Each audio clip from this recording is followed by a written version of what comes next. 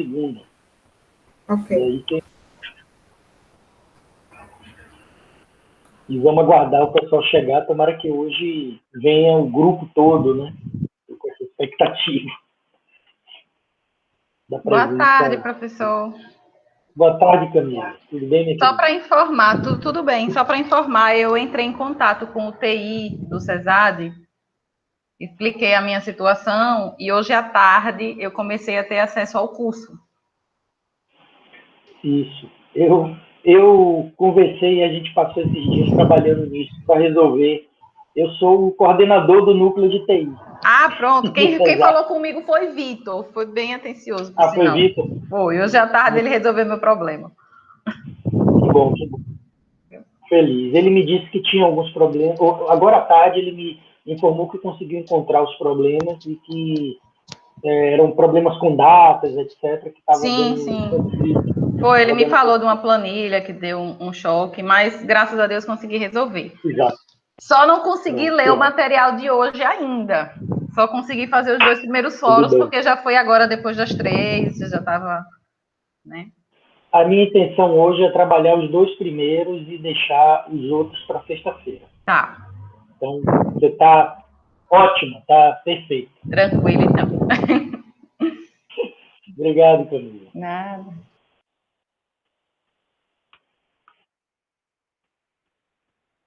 Boa tarde, Érica. Tudo bem com você? Boa tarde, professor Zuindo.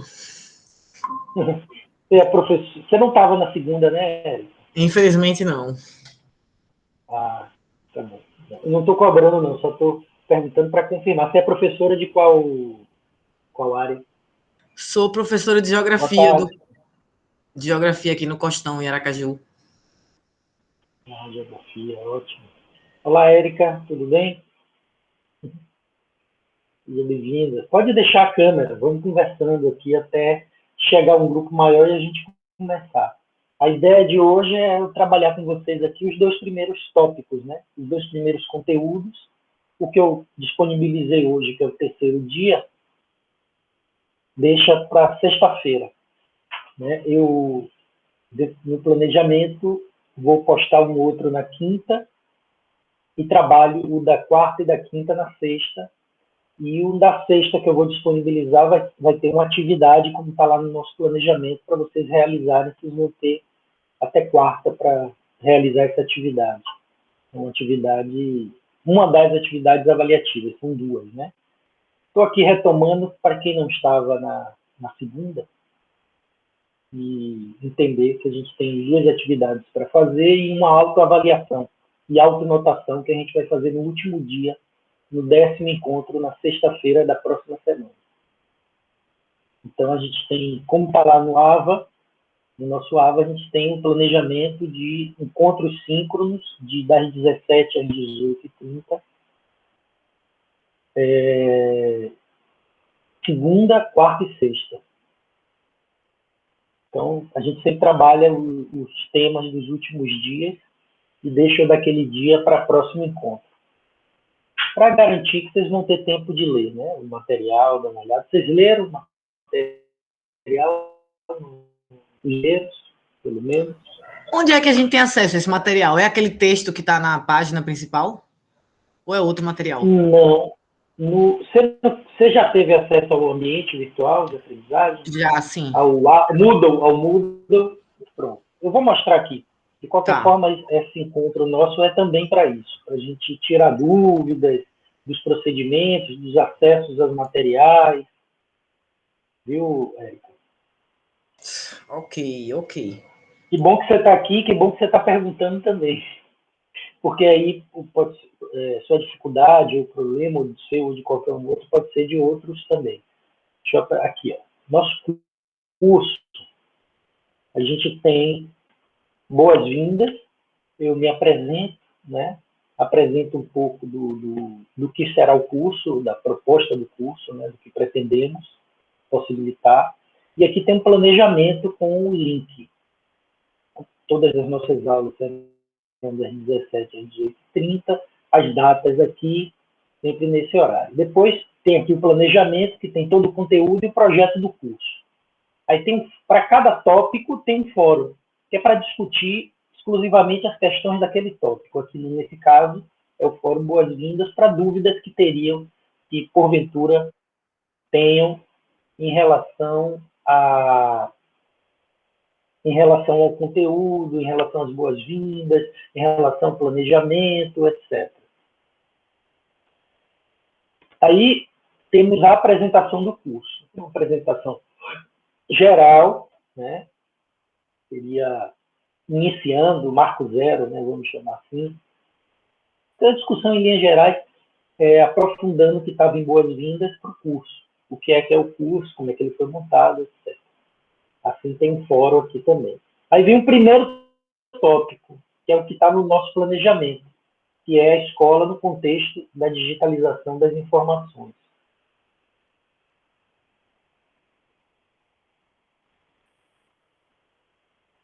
Sejam bem-vindos, entraram juntos na sala.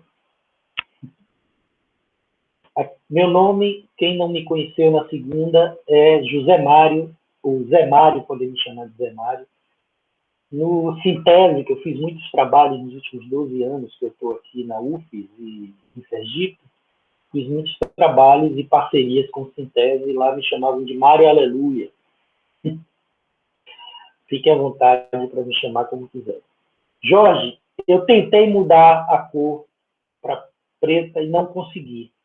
Você acabou me dando uma ideia que eu vou conversar com o TI para ter mais opções de cores ali para os professores utilizarem, porque já é padrão, né? Para aquela tela inicial ali, azul fundo e a cor da azul ou vermelho, se eu coloco como título. Por isso que eu não consegui mudar, infelizmente. Mas quem sabe, essa semana ainda, a gente consegue. Boa tarde, Pureza, boa tarde a todos. Eu estou aqui apresentando para a Érica e outros colegas que não vieram na segunda, onde estão os materiais. Então, aqui eu tenho um tópico, o primeiro, a escola no contexto da sociedade da informação. Se você entrar aqui, ó, no planejamento, clicar aqui, você vai acessar um planejamento. Esse planejamento tem todo o material, se você prestar atenção aqui no conteúdo, no primeiro dia, apresentação e a escola no contexto da digitalização das informações, que é justamente o que estamos tratando nesse primeiro tópico, que é do primeiro dia. E assim ali vai sucessivamente. Então, aqui é um texto, né, que tem um vídeo no final. Outros textos são mais completos, tem mais links, né? O que eu falei é que esse eu não consigo mudar esse cor do texto azul para preto, para ficar mais legível, né? Mas aqui eu tenho o primeiro dia. Quem não esteve presente quiser assistir, tem 1h30, que é das 17 às 18h30, a gravação do que foi trabalhado na primeira aula síncrona. Hoje nós estamos na segunda aula síncrona. Se clicar aqui nesse tópico, é o fórum para esse tópico aqui. A escola no contexto da digitalização. Então, aqui, a participação, o debate deve ser clicando aqui. Clica no fórum e realiza, que já tem algumas discussões aqui em curso. Aí, depois disso, tem o tópico 2. O tópico 2 ele é mais completo, ele se chama Comunicação de Massa e Digitalização das Sociedades, Mudanças no Processo de Comunicação, como está previsto no nosso planejamento. Aí tem aqui alguns links, né? Tanto vídeos, como alguns links, alguns hiperlinks, como, por exemplo, esse aqui, formato analógico para formato digital, que é uma mudança de formato de produção, armazenamento e socialização de informações. E aqui tem um material para ajudar a entender isso.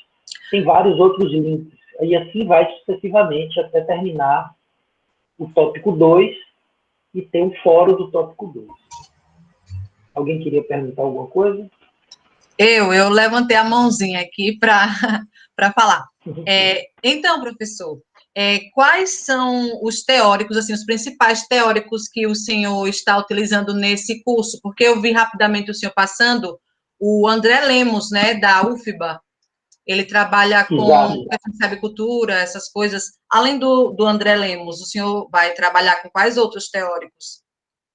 Olha, eu trabalho com uma parte, que é eu mesmo, como teórico e prático, que eu também escrevo. Né? Você vê que todo o material que está ali é um material que foi produzido por mim para o curso.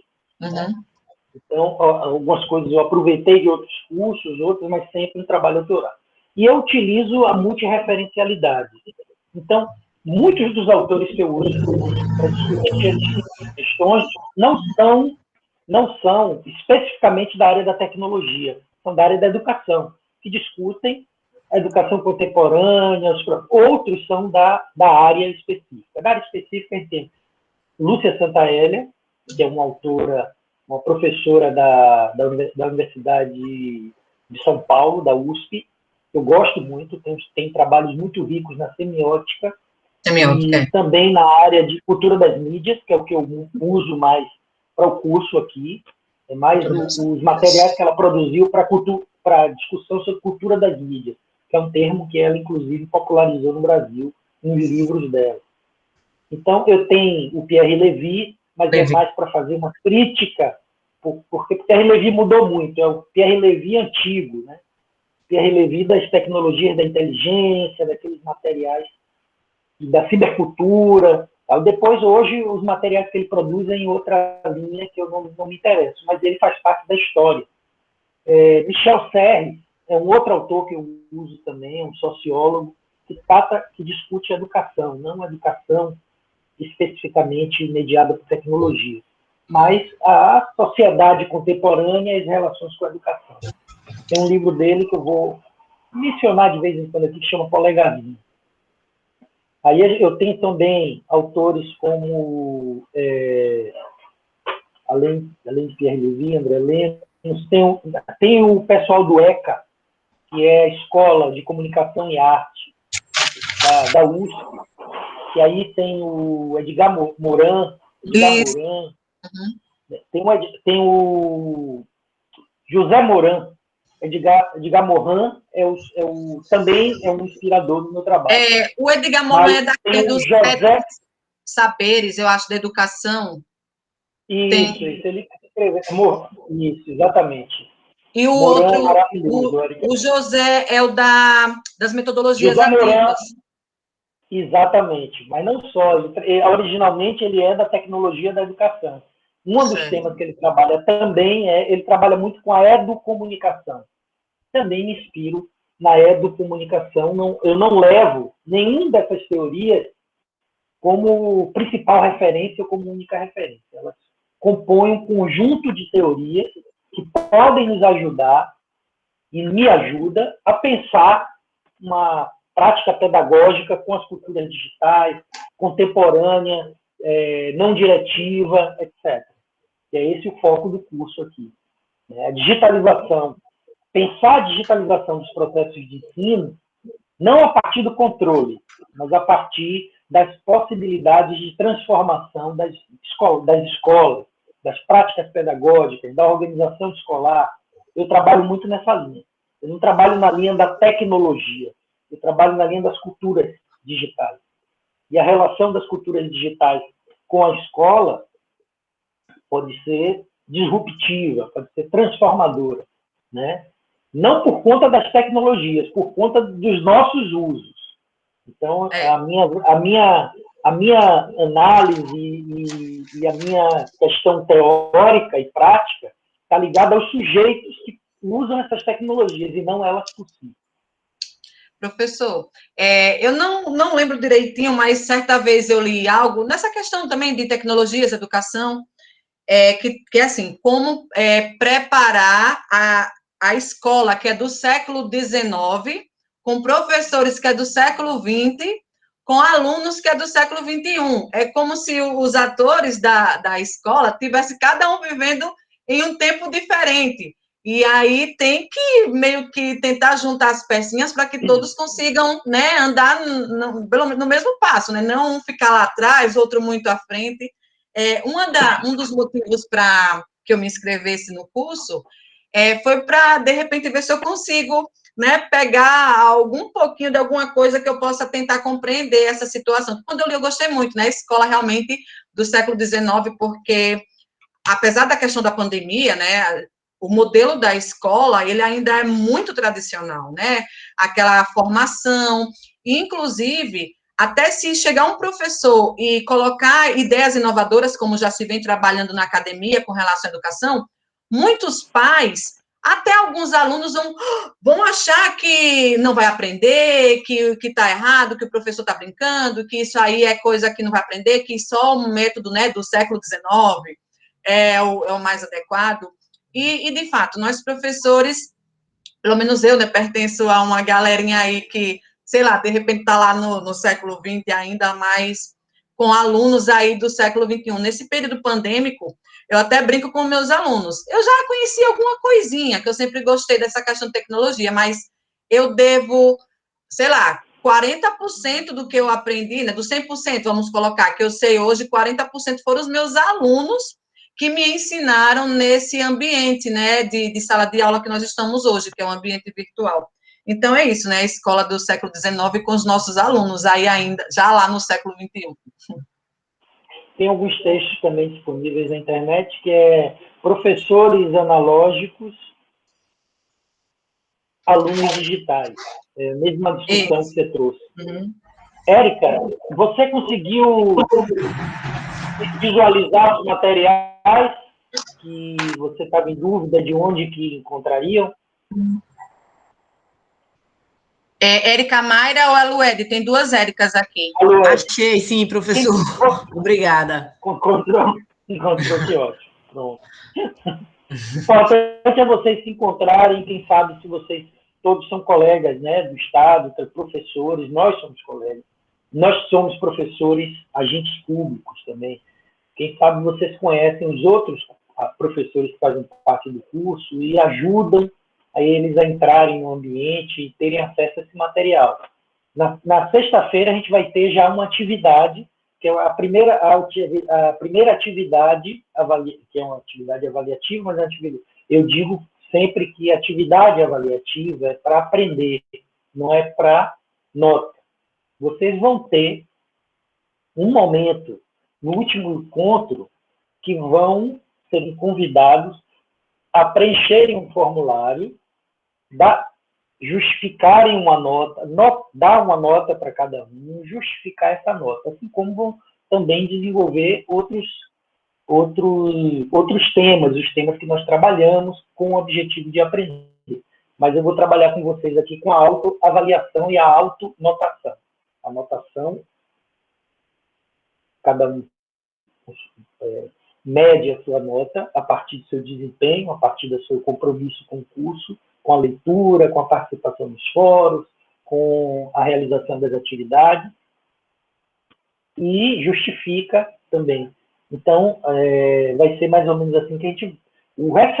A referência principal para nós, em termos de conteúdo e de aprendizagem, é o Moodle. É esse material que está disponível já para leitura e para o debate, né? Ainda não chegaram, mas a gente tem dois tutores, eu tenho dois tutores para ajudar nesse debate, para ajudar nessa discussão. Cristiane e Anderson, eles estiveram na segunda, não sei se virão, vou até perguntar a eles aqui por mensagem, se eles vão aparecer no nosso encontro, né?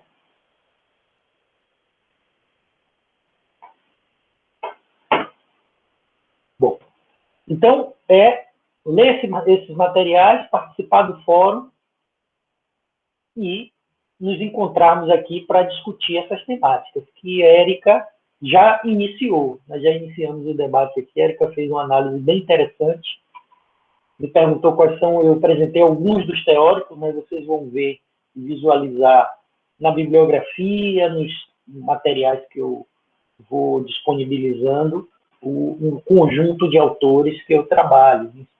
Inspira também autores que são da filosofia, como Deleuze e Guattari, para entender, porque, para mim, o primeiro ponto que se coloca aqui, e que eu coloco na discussão, no tópico 1, né, é justamente pensar a escola no contexto da sociedade da informação. E foi mais ou menos o que Érica Maíra, né?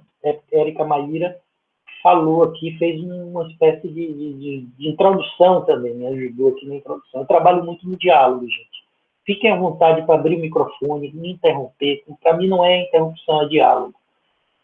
E tirar dúvida, perguntar. Eu vou passar aqui alguns vídeos para a gente nos ajudar a entender mais esse fenômeno. Mas a primeira questão é a escola no contexto da sociedade da informação.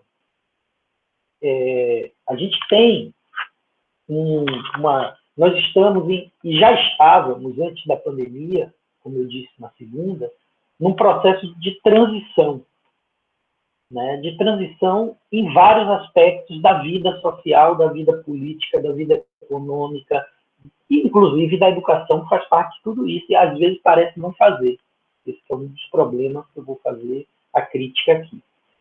Então, vocês que estão, por exemplo, em sala de aula, como eu também, exercendo a docência, e vocês estão na educação básica, talvez alguns de vocês estejam no superior também. Eu já estive durante muitos anos na educação básica. Eu, antes de ser professor exclusivamente no ensino superior, cursado, eu trabalhei 20 anos na educação básica, trabalhei com educação infantil, com ensino fundamental, com ensino médio. Sempre gostei muito de trabalhar com ensino fundamental. Eu trabalhei uma época com ensino médio e acabei migrando o meu trabalho totalmente para o ensino fundamental, né, principalmente de 5º ao 9º ano, mas também de 1ª a 4ª. Então, a gente sabe o quanto que as escolas mudaram, se transformaram também ao longo desses últimos anos, dessas últimas 2 décadas, vamos chamar assim, do novo milênio. Mas o quanto se manteve, tanto nas escolas públicas quanto privadas, num modelo extremamente incoerente com a sociedade que vivemos hoje. Então, a sociedade da informação, ela é uma sociedade que tem uma série de questões bastante interessantes, o acesso à informação, por exemplo, né?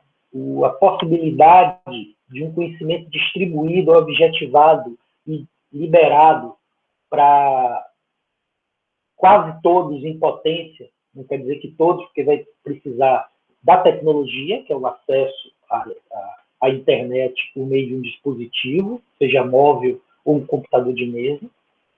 Então, isso também exclui uma parte, mas exclui também pela parte cognitiva, pela capacidade das pessoas de relacionarem conhecimento, criarem habilidades de buscar informação, de selecionar essa informação, de relacionar ela a partir da fonte, quer dizer, vários critérios cognitivos que também emperram essa potência que temos vinculada às tecnologias, às culturas digitais, né? E a escola, em relação a isso, ela mudou muito pouco, por isso que tem essa crítica que a Érica Maíra fez, da frase, né, do professor. Eu diria que a escola que nós exercitamos, a base dela não é nem século XIX, é século XVIII, final do século XVIII, que dá origem a esse modelo que a gente tornou no Brasil hegemônico. Meu sonho, meu delírio, né, é a gente começar a mudar essa escola. E aí, a primeira reflexão que eu trago aqui para a gente é pensar quem são essas pessoas que hoje vão às escolas. Quem são essas crianças e jovens? Como que elas pensam? Como que elas vivem? Em quais contextos? E claro que eu estou falando de contextos amplos vinculados à comunicação social. Por isso que primeiro tópico é a escola nesse contexto, né? Pensar como que aqui tem um autor, Érica, que você perguntou sobre os autores, Michel Serres, que é o texto A Polegazinha. Eu sugiro que vocês, deixa eu ver aqui, tem alguém querendo entrar. Não. A gente tem 63 inscritos, mas nós temos hoje aqui 13 professores. Não sei como é que está com os outros, se desistiram, se não desistiram. Eu estou pedindo para entrar em contato, se vocês tiverem. Marcelo, pode me interromper, porque às vezes eu estou em outra tela e não vejo sua mãozinha assim. Ó. Pode me interromper. Zé Mário, estou precisando falar aqui e tal. Ok, Não professor. tem problema. Posso falar? Com certeza. Então, boa tarde a todas e a todos, principalmente ao senhor, por nos oportunizar, através da Universidade, da SEDUC, essa possibilidade de renovarmos os nossos conhecimentos, aprofundarmos, discutirmos, isso é legal, ver essa união entre a Universidade Federal de Sergipe e os professores e a SEDUC. Isso é legal. Bom, então, eu sou Marcelo, professor de História. Obrigado. Da Escola Maria das Graças, professora Maria das Graças, e eu tenho uma ponderação a fazer, não bem uma discordância, mas é mais uma provocação sobre como que nós estamos vendo a escola, né? Essa escola do século XIX, esse professor do século XX e esse aluno do século XXI, por exemplo, né? Eu não concordo totalmente com essa lógica, não. Eu acredito que todos estamos vivendo, a gente vive a mesma temporalidade, mas a gente sente ela de forma diferente. São culturas diferenciadas, né? São gerações diferenciadas. A forma como foi pensada a escola no século XIX, obviamente, é uma forma que não se enquadra mais no século XX, beleza. Mas a gente está esquecendo, como o próprio professor já apontou, já nos lembrou, algumas transformações que já ocorreram na escola, quer seja em termos de legislação, até de estrutura física. Sim, eu acho que a escola mudou. Então, pensar isso independente da tecnologia, do uso, ou do mau uso, do uso da tecnologia, pensar em mudar a escola, eu acredito que antes é pensar em mudar a sociedade. Então, se nós não tivermos uma outra sociedade, uma forma como a sociedade uma forma alternativa de sociedade ou uma mudança mínima, a gente não vai conseguir mudar a escola, porque também eu não vejo assim, uma incoerência, né, da escola com a sociedade. Na verdade, sob o ponto de vista político, a sociedade sabe exatamente o que quer da escola ou das escolas, principalmente da escola pública. Então, ela dá uma resposta, mesmo que não seja satisfatória, e ela não é satisfatória aos grupos menos privilegiados, né? Ela não consegue suprir as necessidades de educação escolar dos grupos privilegiados, mas ela dá uma resposta, ela tem uma função, pelo menos em determinados grupos da sociedade, aqueles grupos que estão no poder. Então, há interesse, logicamente, que a gente sabe que a escola permaneça assim, como está, e que as mudanças elas sejam mínimas. E, se elas existirem, que elas não afetem a estrutura social. Então, assim, eu não penso que, logicamente, eu não estou me abstendo de fazer com que o meu trabalho, como o trabalho de qualquer professor, seja um trabalho de transformar, né? Então, não estou me esquivando dessa responsabilidade, não. E até legal, né, de acordo com os documentos, né? Mas eu penso que pensar uma escola diferente é pensar, antes de tudo, uma sociedade diferente. É como ela vê, é como a sociedade vê a escola, né? Então, a mudança tem que ser também exterior. Então, não sei se, professor, se a incoerência, se a escola é incoerente com a sociedade, não sei, eu sei que eu vejo o contrário, ela está muito coerente com que os grupos sociais que sempre conseguiram utilizar diversas estratégias para que a escola permaneça dessa forma, né?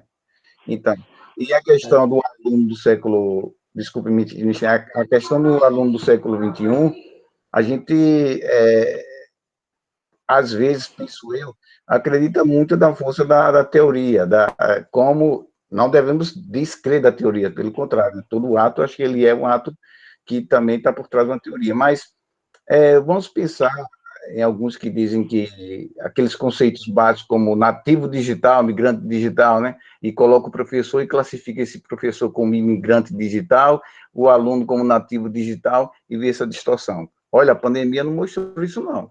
A pandemia, pelo menos os professores, nossos colegas que têm práticas, né, com o ensino remoto, eles estão percebendo que não é bem assim, não, que esse aluno do século XXI não é tão aquilo que a gente imaginava, não. Então, professor, é só isso aí. Resumindo, eu não concordo que a escola não mudou, que ela é a mesma do século XIX. Eu acho que ela mudou, ela passa por constante mudança, mas, infelizmente, não é a mudança que todos nós almejamos, que todos nós queremos. Talvez seja a mudança para a manutenção. Obrigado. Obrigado, Marcelo, pela reflexão. Eu vou me colocar aqui, vamos dizer assim, como professor, num desafio de lhe mostrar, ao longo desse curso, principalmente nos textos e nos encontros aqui nossos, o quanto que há de incoerência. Hoje eu vou começar com isso, e vou querer ouvir você de novo, outras vezes, e outros colegas também que porventura discordam, sobre o quanto que as gerações mais recentes, elas têm formas de aprender, formas de se socializar, formas de se comunicar, que são bem diferentes das que se mantêm na escola. Então, quando eu digo assim, Marcelo, a escola mudou muito pouco. Ela mudou, claro, porque os sujeitos mudaram. Nós, professores, somos contemporâneos, os alunos também. Ok. Mas o que é que ela manteve? Ela manteve um método de organização da escola e de organização do conhecimento, de organização das pessoas, que ela é muito parecida com o do século passado e retrasado.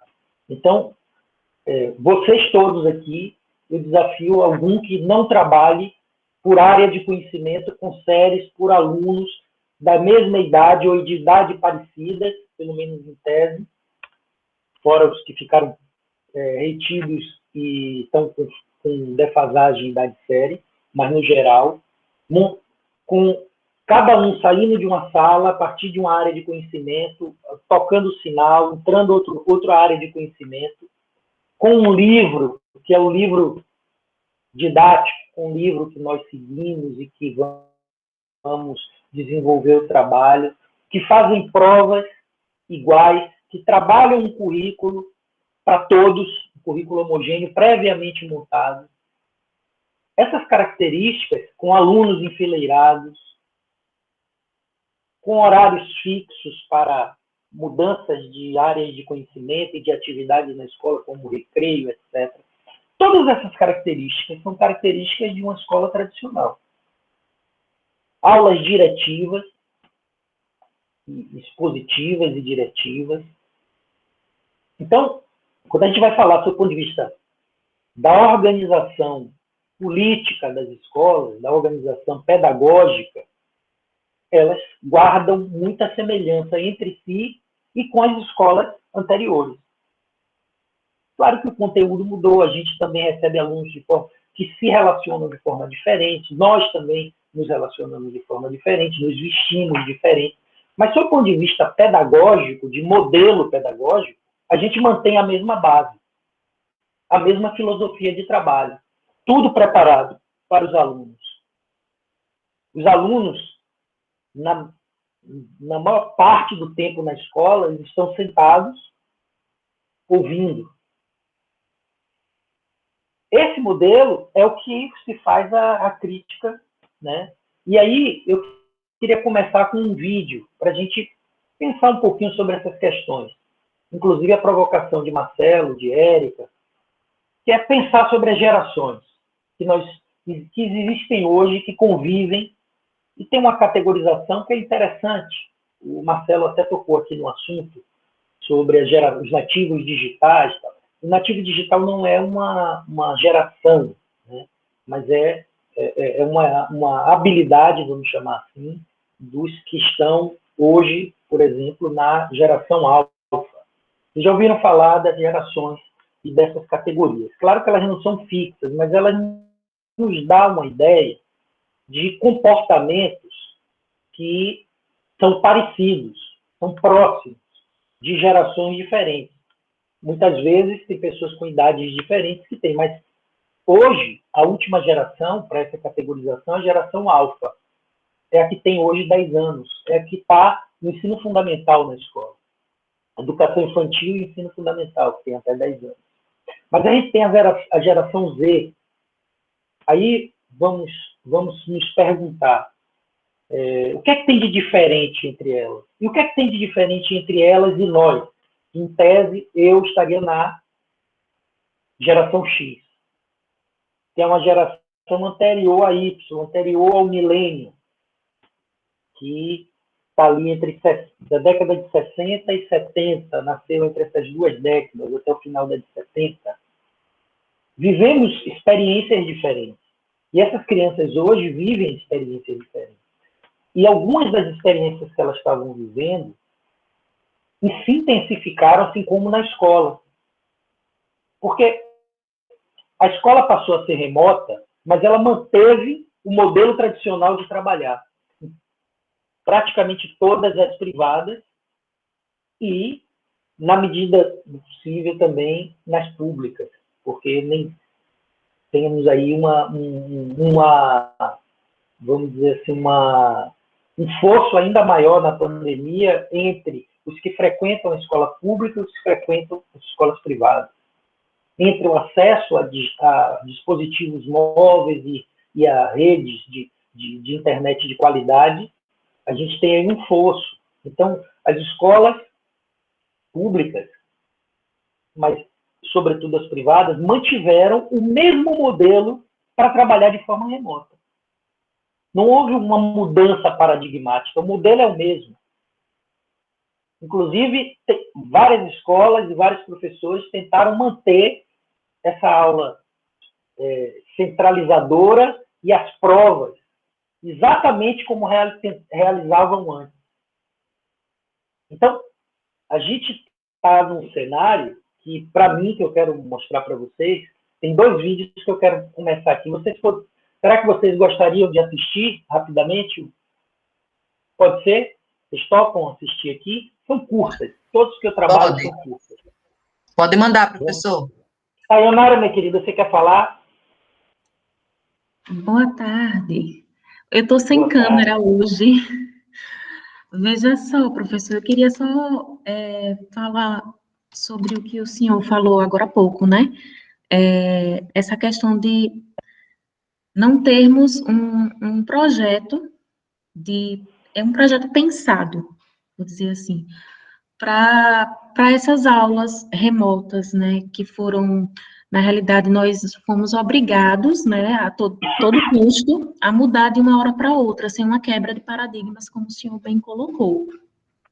Então, provavelmente, não seja só isso, né, mas também, assim, foi uma reflexão que eu tive aqui, que é a questão da cultura mesmo, do povo, né, de manter, então assim, quando o senhor fala, mantém essa estrutura da escola tradicional dentro de uma escola, suponhamos assim, inovadora, né, que seria a escola online.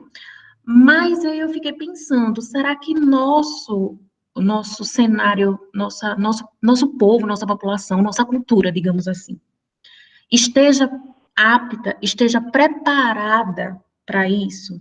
Porque, às vezes, o que eu observo é que quando, mesmo em instituições privadas, que dispõem de toda uma estrutura, todo um aparato tecnológico muito eficiente, a gente não observa um aprendizado tão eficiente assim. E a gente observa também essa estrutura tradicional sendo colocada dentro de uma estrutura online. Então, inclusive, eu busquei, o texto não estava em PDF, eu fiquei procurando o texto em PDF, mas daí eu fui pesquisar um pouco, porque eu achei interessante o que o senhor trouxe acerca de Michel Serres, né? E eu fui pesquisar um pouco sobre ele, sobre a obra, o Polegarzinho, né? Eu não achei a obra para download, mas eu encontrei uma resenha publicada em uma revista, está disponível na Revista Brasileira de Filosofia e História, que falava sobre a obra dele, inclusive colocava um dos pontos que ele aponta é justamente essa deficiência cultural. E quando eu falo em deficiência cultural, eu coloco os pontos como a atenção do aluno, né? A questão da falta de paciência para diálogos. Não é toda aula que a gente vai encontrar isso, mesmo em aulas de ensino superior. Isso equivale eu falo de uma maneira geral, né? Até os próprios professores, será que eles estão preparados? Porque quando eu dei a minha primeira aula online, foi a pior sensação. E você está conversando sozinho, né? É muito chato. É claro que, assim, é um choque, né? É normal, mas é estranho. E se é estranho para mim, é estranho para o aluno, né? Então, até o controle, um outro ponto que Sérgio coloca como uma deficiência é o próprio controle da informação, porque, assim, enquanto eu estou dando aula aqui, ele pode estar fazendo outras coisas e pesquisando outras coisas e trazendo outras coisas, e às vezes ele quer até discutir com o professor, mas ele traz uma informação que não é pertinente, como o senhor já havia colocado hoje em discussão, que, assim, não é aquela informação, de onde é essa informação? Né? Às vezes o aluno acha que qualquer site tá bom, que qualquer vídeo é viável, e aí qualquer coisa que se reposta no WhatsApp, é fake news. Então, às vezes a gente também se sente um pouco perdido, né? Onde é que está essa valoração do conhecimento, né? Dessa informação? Isso é um desafio também. E isso se constitui como uma das dificuldades, pelo menos foi o que eu entendi que Sérgio colocou e que eu achei válido pontuar. É só isso, professor. Perfeito, Sandra. Eu acho que sua reflexão se junta à de Marcelo, do professor Marcelo, que eu imagino que seja professor de História, porque ele tem um laboratório de História, que está aqui na imagem, que é o seguinte, realmente, nossas sociedades não estão preparadas, e eu não esperava, e não espero como profissional da educação, que esteja. Eu, por exemplo, trabalho no ensino superior aqui em Sergipe há mais de 12 anos. Tem mais de 12 anos que eu trabalho com autonotação, com avaliação, com autoavaliação, né? Eu criei várias ferramentas, várias planilhas que os alunos vão lá, eles mesmos vão controlando o que aprenderam, o que não aprenderam, até chegar num valor e discutir isso na sala, com avaliação mútua. Um aluno avalia o outro, conversa sobre a avaliação que cada um fez. Na verdade, não um aluno avalia o outro. Eles negociam na mútua avaliação.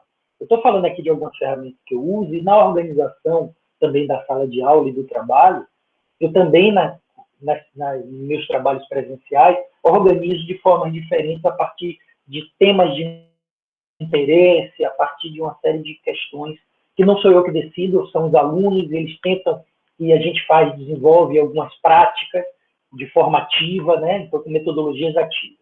E vários alunos já chegaram para mim dizendo, professor, é muita liberdade, me diga o que é que você quer que eu faça. Não, quem tem que saber é você, quem vai aprender é você, não sou eu. Não sou eu que tenho que mandar em você, é você que tem que aprender a vivenciar e a experienciar e criar em você o que eu chamo de liberdade responsável. Então, nossa sociedade é autoritária, é oligárquica, na macro e nas micro-relações. Nas relações amorosas, nas relações familiares. E na minha leitura, e aí eu vou provocar Marcelo mais uma vez, na minha leitura, no bom sentido, viu, Marcelo? Estamos aqui conversando. Provocar no seguinte: o papel da escola não é efetivamente um papel de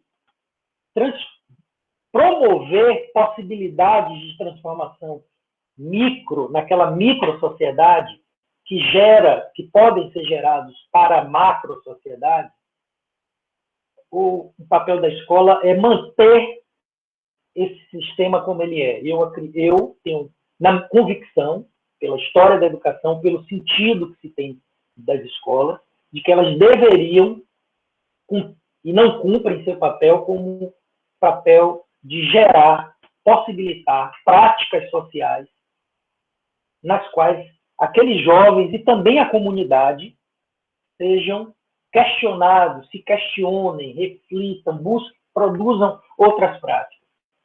Então, esse é o papel da escola para mim. Se esse é o papel da escola, tem muita coisa errada, muito problema para a gente conversar e resolver. Porque essas gerações, que é isso que está em jogo, as gerações Y, a geração Z e a geração Alfa, que são as três últimas, a geração Y é a geração milênio, que é aquela que nasceu entre a década de 80 e os anos 2000, a mudança do milênio. Essa já nasceu com mudanças muito profundas nas sociedades, já experienciou coisas muito diferentes da que eu vivenciei quando estava na escola. Eu estava na escola no meio de uma ditadura. Essa galera nasceu na abertura e numa construção de normas, leis, práticas muito mais livres e democráticas no país. Tecnologicamente, a gente passou a ter uma globalização, mas se a gente pular para a geração Z, que é essa geração que nasceu pós-milênio para cá, que também está na escola ainda, está agora no ensino fundamental maior e ensino médio, e já uma parte entrou no mercado de trabalho, essa geração ela já nasceu conectada.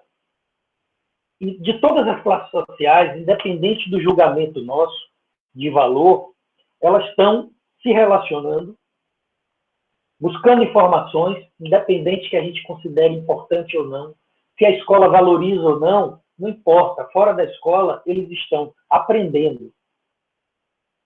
É por isso que eu trabalho com a ideia de cultura e de pedagogia cultural. Pedagogia cultural é um conceito de Giraud, né, de um teórico francês, que vai mostrar que as relações sociais, tudo, shopping, center, igreja,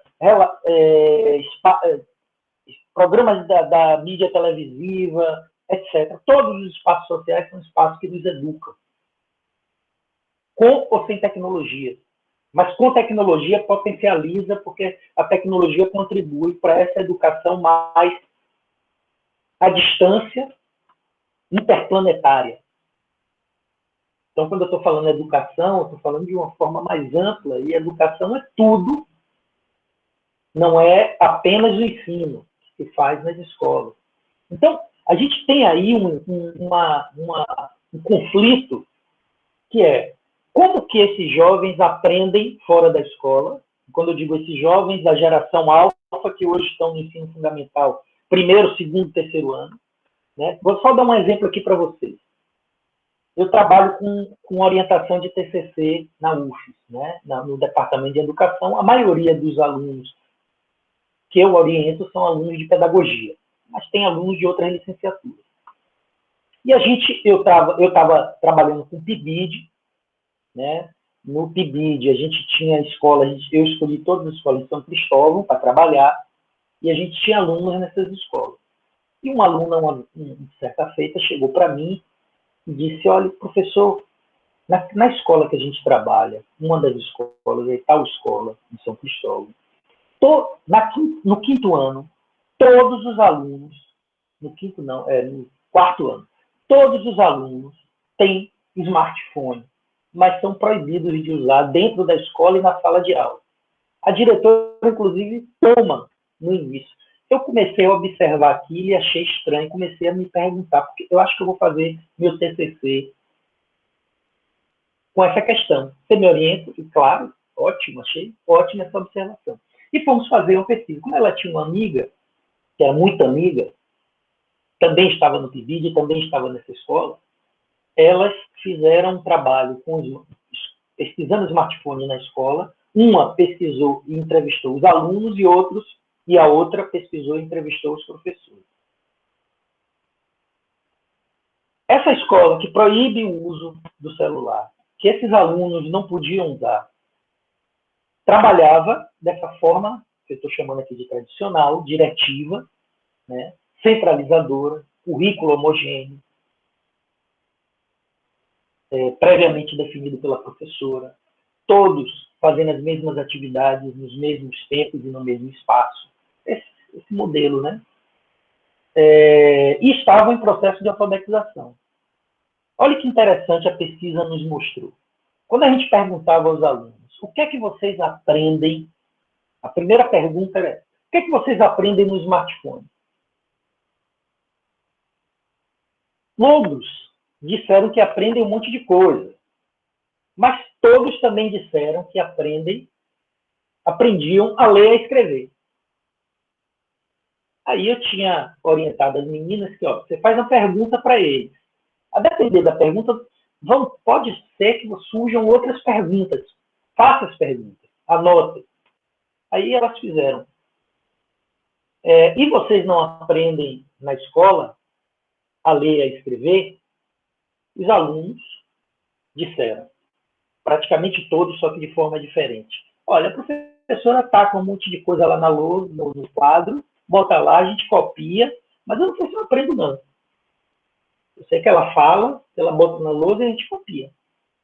Agora, aqui eu aprendo. Segundo eles aprendiam.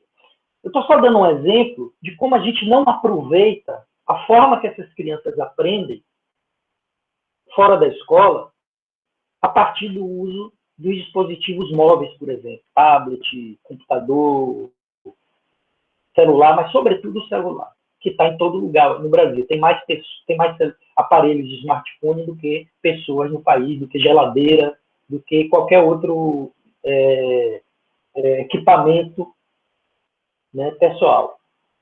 Então,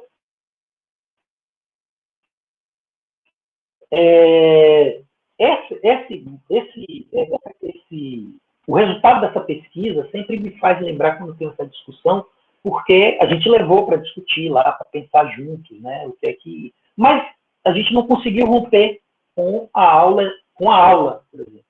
Eu sou de uma, vamos dizer assim, de uma filosofia pedagógica que eu defendo, inclusive, meus textos, que a aula não pode, ou o fim da aula, ou a aula não pode, tem que deixar de ser a principal forma de aprendizagem nas escolas de educação básica, sobretudo. A não ser que a gente reconfigure o que é a aula. Mas a gente não, eu acredito que os jovens e cada geração mais vão precisar menos de aula. Professor... E a aula... Oi, tá me ouvindo? Esse exemplo lembrou-me muito uma experiência que eu tive, só que é complicado. Nós, na academia, discutimos, refletimos, pensamos, nós temos todo o aparato teórico, de certa forma, mas quando isso é colocado na prática, nós esbarramos em situações bem complicadas. E como o senhor falou dessa pesquisa, eu até achei bem interessante, porque eu quero ler o resultado. Eu me deparei com isso. Na escola que eu adentrei, eu tinha uma filosofia de ensino totalmente diferente, claro, respeitando a hierarquia da escola, mas chegou um momento em que nós fomos obrigados a tirar os celulares dos alunos. E eu coloquei em reunião que eu não defendia isso, né, que eu não apoiava esse tipo de situação e tal, que eu achava que sempre era melhor o diálogo, conversar com eles, e até propor atividades que utilizassem o celular. Porém, eu fui a única. Então, voto vencido, eu teria que me adequar à decisão da escola.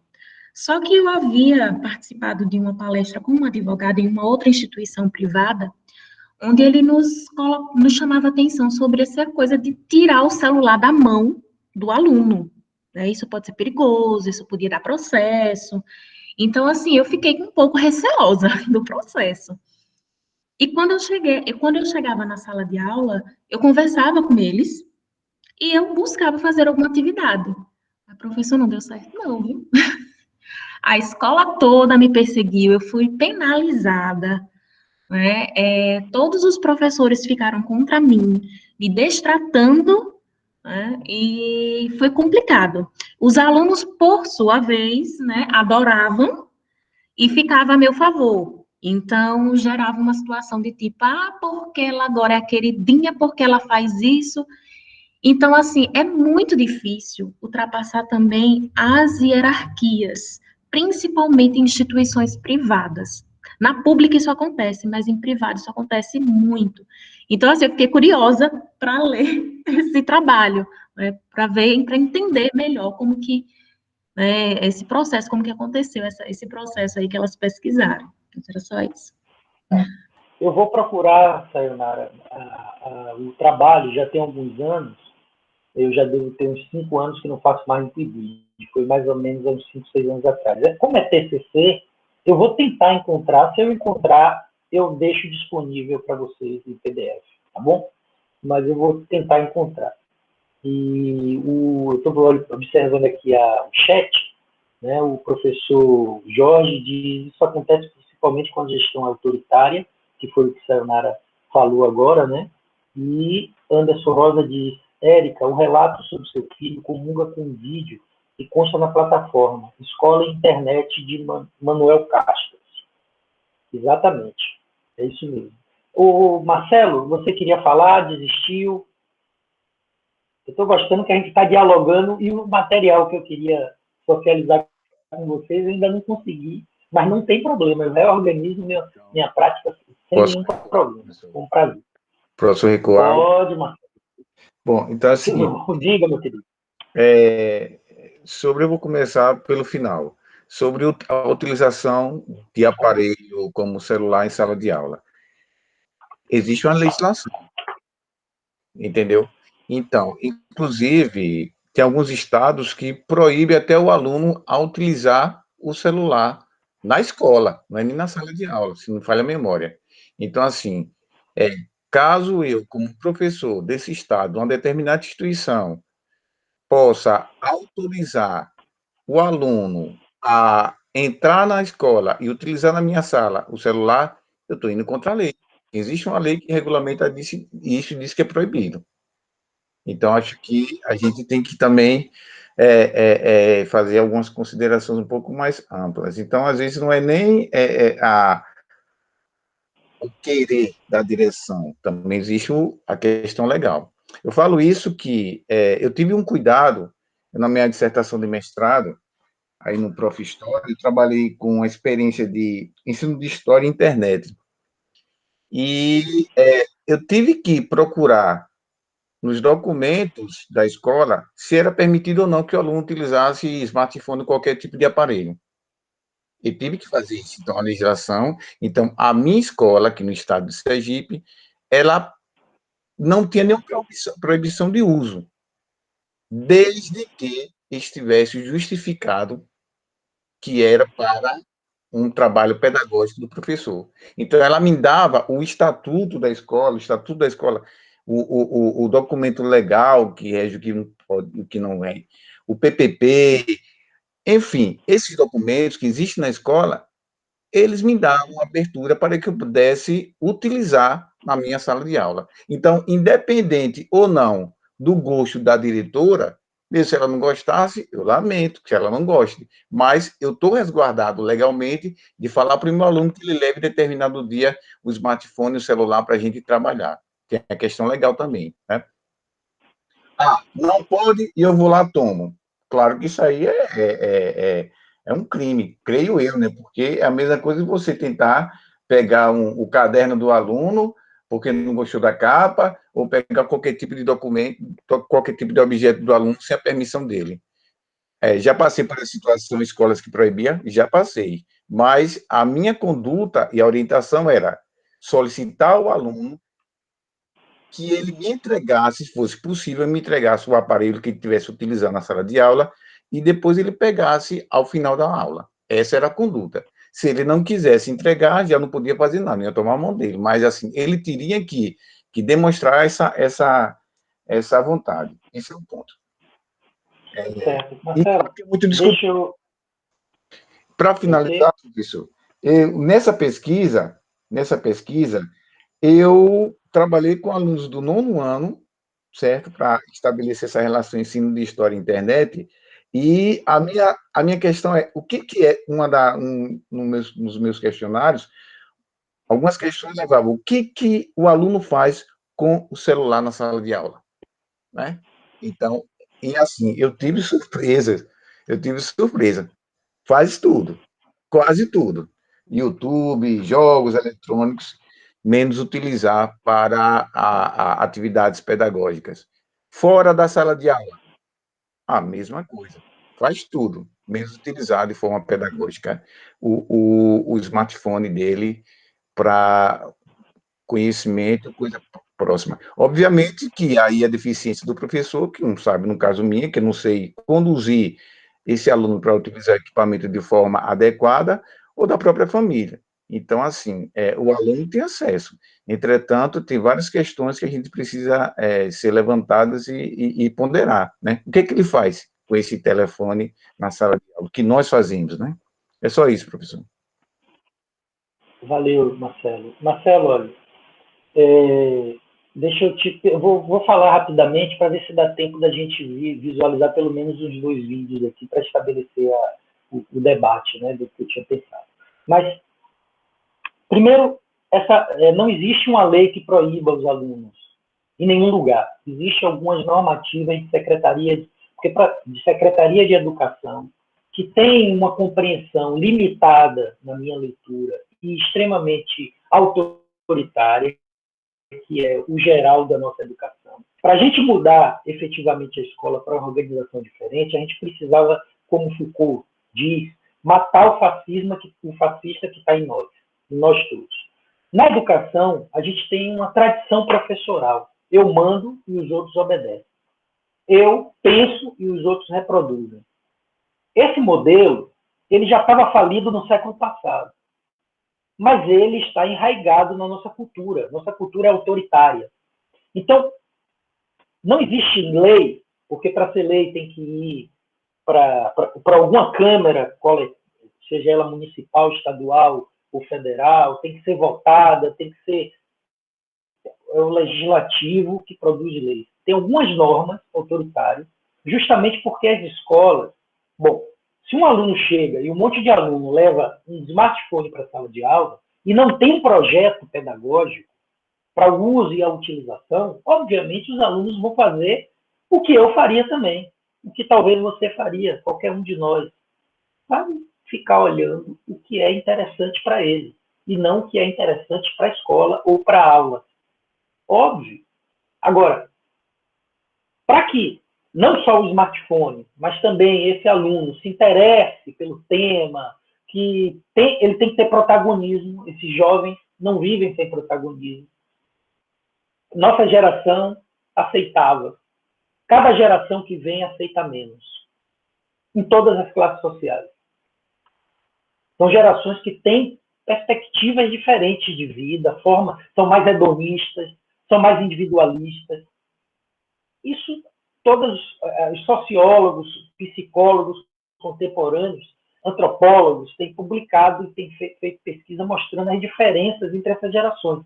A grande questão é, as escolas, de um modo geral, brasileiras, elas mantêm um modelo por tradição, modelo tradicional, sem um projeto pedagógico efetivo, vivo, construído por uma equipe.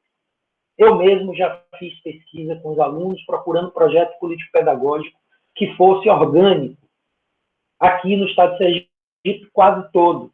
E a gente não encontra. A gente encontra aqueles projetos políticos pedagógicos engavetados que são iguais, alguns baixados da internet e preenchidos manualmente. No número de professores, número de alunos, projeto tal, projeto tal. Pronto, acabou. Ou seja, a comunidade das escolas, que são os profissionais de educação, precisam se debruçar sobre o que estão vivendo hoje, sobre o que seus alunos estão vivendo e sobre o que a escola se tornou e se mantém.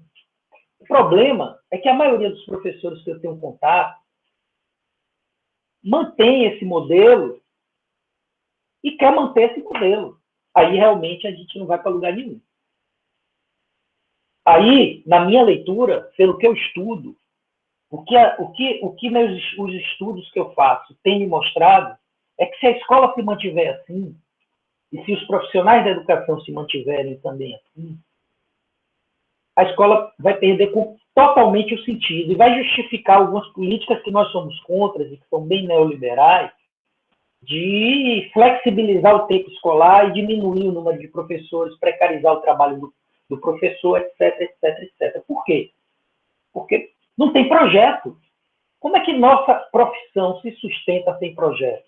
Como é que a gente sustenta uma prática pedagógica sem projetos? E quando eu digo projeto, gente, não é projeto de leitura, um projeto específico, individual, na minha sala, na minha solidão que eu faço, ou junto com mais um colega. É um projeto de escola.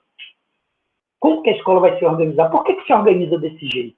E qual é o resultado disso? Se a gente for lá, por exemplo, aqui, ó, no QEDU, a gente vai tomar um susto. 5% dos alunos no terceiro ano saem com conhecimento mínimo em matemática. E aqui é o geral. 19% no nono ano. Metade no quinto ano. Isso se a gente olhar escolas estaduais. Se a gente olhar todas, o número ainda é menor. Isso mostra que a escola não está funcionando. Por mais que a gente critique essas provas, tal, mas a gente sabe como é que nossos alunos... Eu sei como é que os alunos das escolas públicas chegam no ensino superior. Eu trabalho há 12 anos aqui e recebo mais da metade. Aliás, nos cursos que eu trabalho, mais de 80% sempre vem de escola pública, porque são as licenciaturas. Com problemas de lógica, com problemas de escrita, com problemas de leitura, com dificuldade de se comunicar, com dificuldade de apresentar-se em público, com dificuldade de criar relações entre áreas de conhecimento, com dificuldade de compreender a história e a geografia com o seu espaço, a transformação do espaço e a história como sujeito histórico no seu tempo e nas mudanças. São esses jovens, 80% chegam no primeiro ano, no primeiro semestre que eu dou aula, com todas essas dificuldades.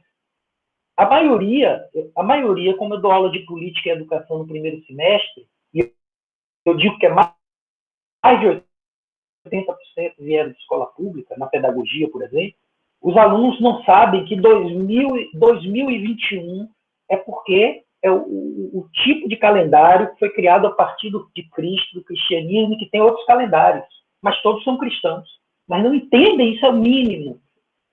Então, gente, mas eles passaram. É essa provocação que eu quero fazer com vocês. Eles passaram, no mínimo, 9 anos no ensino fundamental e mais 3 no ensino médio, para chegar aqui, seja com cotas ou não, para chegar na universidade federal. E para cursar um curso de licenciatura. E essa é a realidade. Então, o que é que está dando certo? Para mim, não está dando certo há muito tempo. Aliás, se vocês me perguntarem se a escola, com sua função social, já deu certo em algum momento da modernidade, eu diria que não. Principalmente nos países periféricos, como o nosso, no Brasil. Ela nunca cumpriu seu papel no seu conjunto, né? Então, a gente está mantendo um modelo que não funciona. Eu digo para os meus alunos direto, se a gente acabar com as cotas, os alunos das escolas públicas vão ter dificuldade ou não vão entrar, em sua grande maioria, infelizmente, nas universidades federais. Por isso tem que manter a cota. Eu quero essa universidade plural, que venha, no mínimo, com 50% das classes populares, no mínimo. Hoje é mais do que isso. Na licenciatura, é sempre mais de 70% na universidade. Mas é porque elas fizeram o ensino fundamental e médio que deram condições? Não. Infelizmente, não. E aí a gente precisa mudar isso. Como a gente precisa mudar o ensino superior também, que é arcaico. E eu luto por isso. Na minha prática pedagógica, eu desenvolvo práticas diferentes dessas que são hegemônicas entre meus colegas. Ok, mas eu sozinho não transformo isso, assim como vocês sozinhos e sozinhos não transformam. A grande questão é até que ponto os professores realmente querem mudar esse formato de escola e de educação. Até que ponto querem perder o poder professoral. Até que ponto querem transformar a escola num espaço democrático e aberto, nos quais eu não tenho que ficar mandando as pessoas, eu tenho que valorizar e intensificar nos sujeitos que estão ali a compreensão de que estão numa comunidade de aprendizagem e que precisam ter responsabilidade pela sua aprendizagem, coisa que não se é possível desenvolver, ou quase não é possível desenvolver, ou não tem como princípio o modelo tradicional. O modelo tradicional é de dependência, não é de autonomia. Professores e alunos são dependentes, são fadados à solidão e à dependência. O professor, a dependência de um programa que ele não construiu, e os alunos, a dependência do que o professor quer que ele faça dentro desse programa.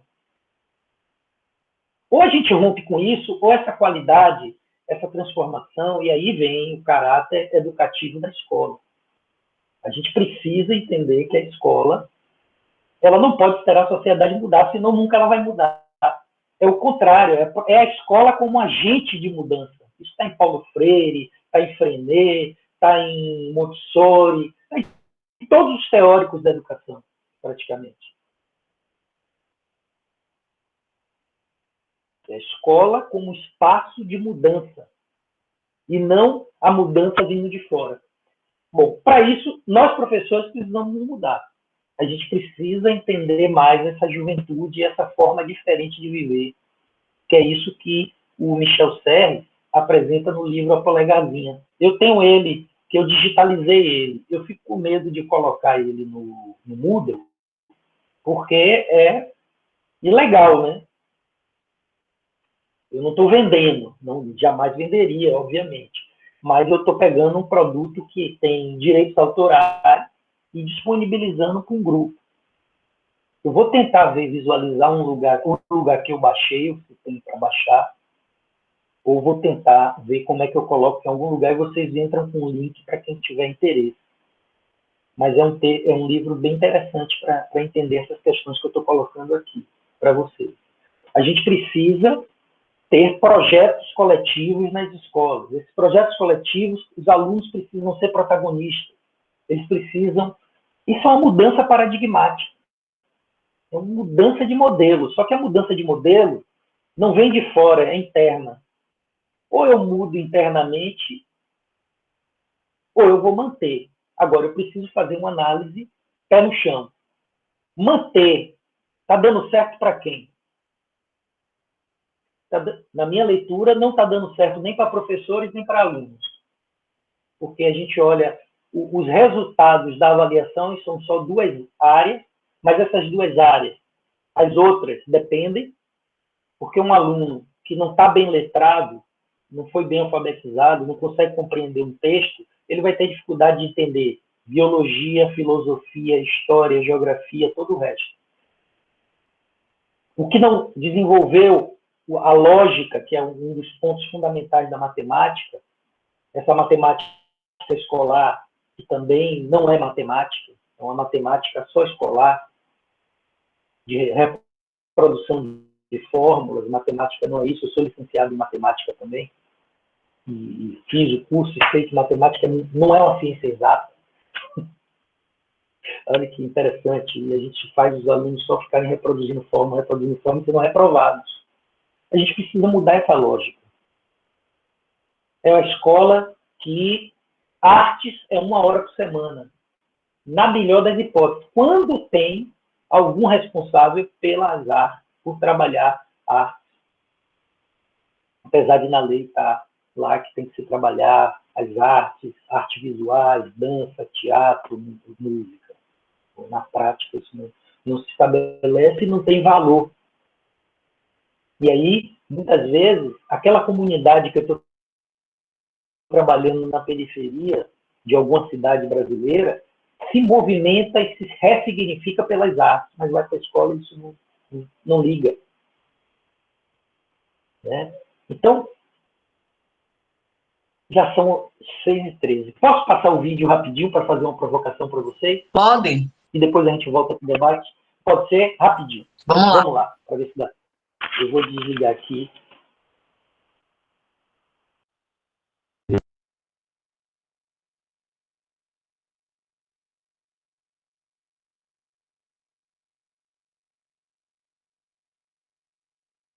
Tá mudo o áudio, professor.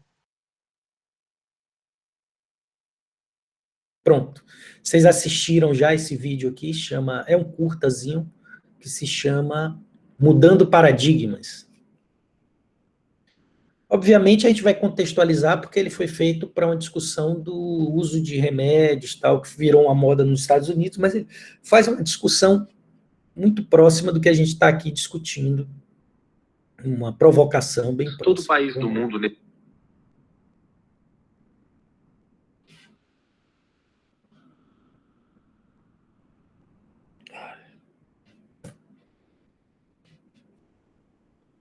Pronto.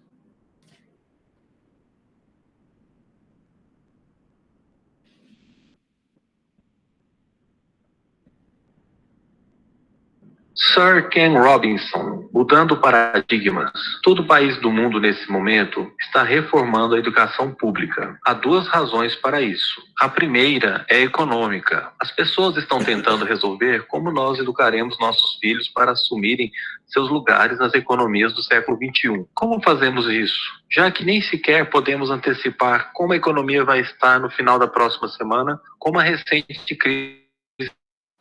Professor, eu não vejo o vídeo, só o áudio. É só o áudio fazemos mesmo? Isso? A segunda Não. Se você não deve estar vendo o vídeo, sabe por quê? Deixa eu te ajudar aqui. Você está no Meet, né? Aqui em cima tem... Também não estou vendo não, professor. Como? Também não estou vendo não. Professor, eu acho que não está compartilhado. Eu não parei a apresentação, desculpe. Isso. Eu pensei que eu estava apresentando. Desculpem, vamos voltar. Agora vocês vão visualizar com certeza. É porque eu estava apresentando e tirei a apresentação e não me lembrei. Agora sim, já está aparecendo Agora, aqui. Agora sim, né? Então vamos voltar aqui para vocês visualizarem. Pronto. Obrigado por avisar.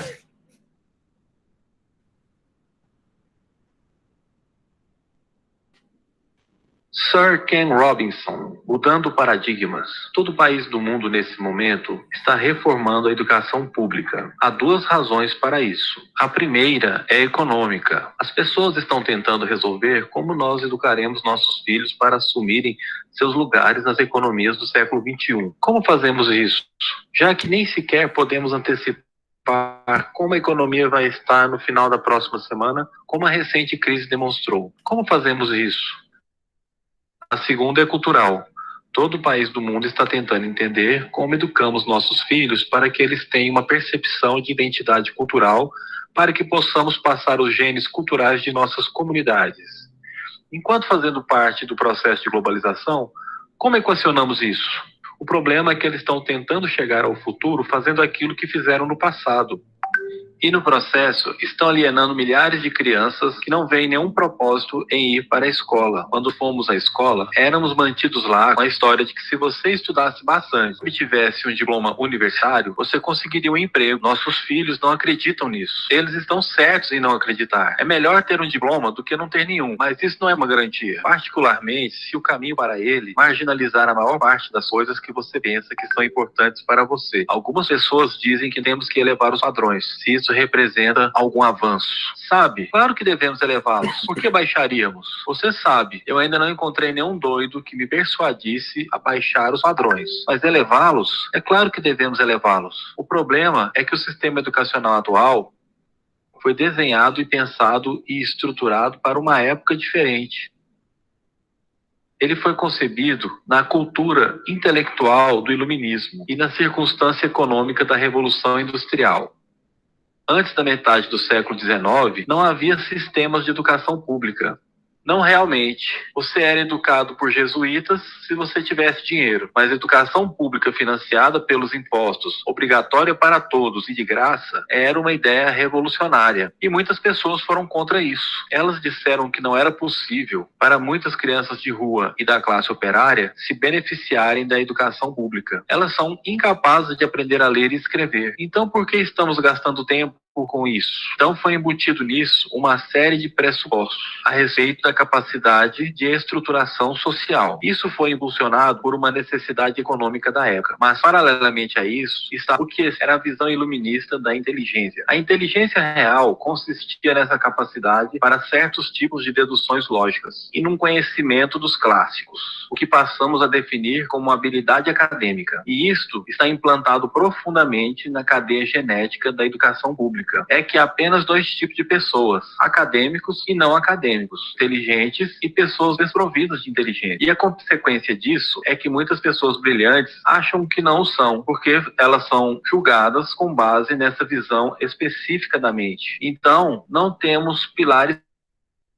gêmeos, econômico e intelectual. A minha visão é que esse modelo trouxe o caos para a vida de muitas pessoas. Tem sido ótimo para alguns. Há pessoas que se beneficiaram enormemente, mas a maioria das pessoas não. Elas, ao invés, sofreram isso. Isto é a epidemia moderna e é tão inapropriada como fictícia. Isto é a praga do TDAH. Este é um mapa da incidência do TDAH nos Estados Unidos, ou prescrições médicas para TDAH.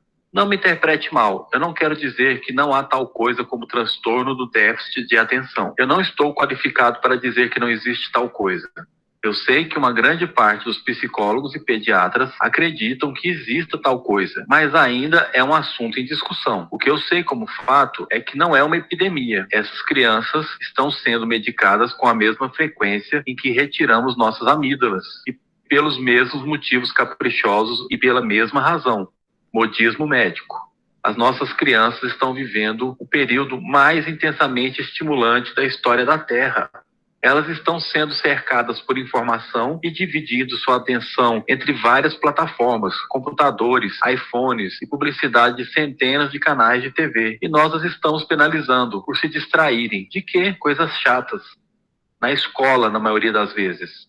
Parece-me não ser totalmente uma coincidência que a incidência de TDAH tenha aumentado paralelamente ao crescimento da padronização dos testes. Estas crianças estão sendo medicadas com Ritalina e Adderall e todos os tipos de coisas, drogas geralmente bastante perigosas para ajudá-las a se concentrarem e se acalmarem. Mas de acordo com isso, o TDAH aumenta à medida que você cruza o país em direção ao leste. As pessoas começam a perder o interesse em Oklahoma.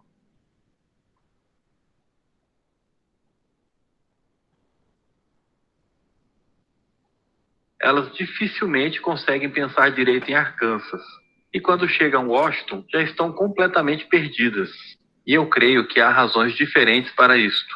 É uma epidemia fictícia. Se você pensar nisso, as artes, eu não quero dizer que seja exclusivamente as artes. Eu também acho que é o caso da ciência e da matemática. Eu menciono as artes em particular porque elas são a vítima dessa mentalidade, em especial. As artes tratam especialmente da ideia de experiência estética.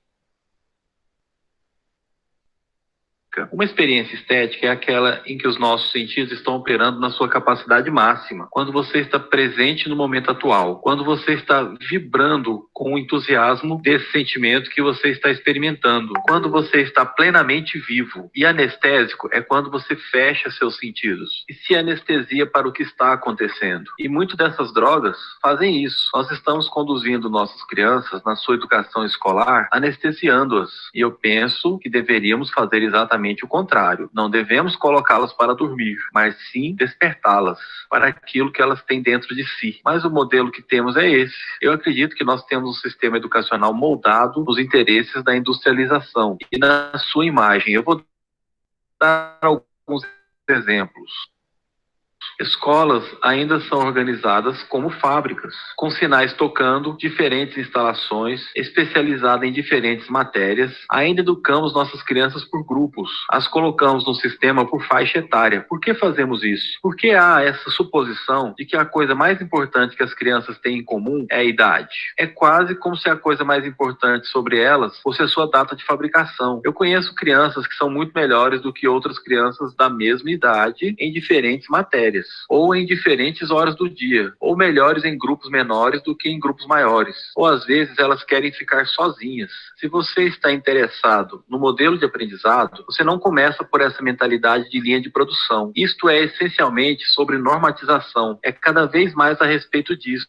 Quando você olha o crescimento dos testes padronizados e de currículo escolares padronizados, eu acredito que devemos ir exatamente em direção oposta. Há um excelente estudo feito recentemente sobre o pensamento divergente, publicado há 2 anos. Pensamento divergente não é a mesma coisa que criatividade. Eu defino criatividade como o processo de ter ideias originais que têm valor. Pensamento divergente não é sinônimo, mas é uma capacidade essencial para a criatividade. É a habilidade de enxergar muitas respostas possíveis para uma pergunta, muitas formas possíveis de interpretar uma pergunta. Pensar, como Edward de Bono definiu publicamente, de lateralmente. Pensar não é apenas de maneira linear ou convergente. Enxergar múltiplas respostas e não apenas uma. Eu preparei um teste para isso. Num deles, chamado de exemplo do bacalhau, são feitas perguntas do tipo, perguntas rotineiras. A maioria das pessoas pensa em 10 ou 15. Pessoas boas nisso podem achar até 200 utilidades. E elas fazem isso dizendo, você sabe, precisa ser um clipe de papel como conhecemos, Jim? O teste é esse. Eles foram dados para 1.500 pessoas num livro chamado Breakpoint and Beyond. E pelas regras do teste, se você pontuasse acima de um certo nível, você seria considerado um gênio do pensamento divergente. Então a minha pergunta sobre isso é, qual a percentagem das 1.500 pessoas testadas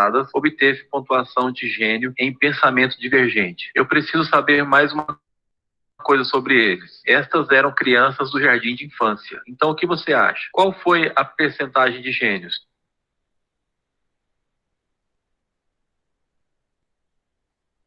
80? Ok, 98%. Agora, a questão aqui é que este foi um estudo longitudinal. Então, 5 anos mais tarde, eles retestaram mesmas crianças, com idades de 8 a 10. O que você acha? 50%? Eles testaram novamente 5 anos mais tarde, idade de 13 a 15. Você percebe um modismo vindo por aí. Agora, isso nos conta uma história interessante, porque você poderia imaginar que eles estariam indo em outra direção, não é verdade? Você começa não sendo muito bom, mas melhora com a idade. Mas isso mostra 2 coisas. Uma é que todos nós temos essa capacidade. E 2, ela predominantemente se deteriora. Muitas coisas aconteceram com essas crianças à medida que cresceram. Muitas. Mas das coisas mais importantes que aconteceram, que eu estou convencido, é que agora elas foram educadas. Elas passaram 10 anos na escola ouvindo. Há uma resposta, está atrás, e não olhe, e não copie, porque isso é colar.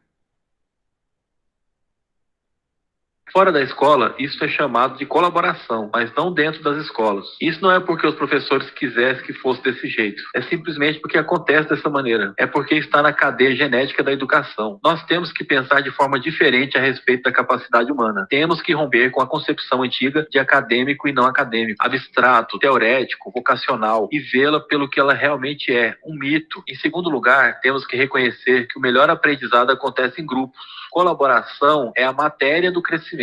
Se atomizarmos as pessoas, separando e julgando-as separadamente, nós criamos uma espécie de barreira natural de aprendizado. E em terceiro lugar, isto é crucialmente sobre a cultura de nossas instituições, os hábitos das instituições e os habitats que elas ocupam.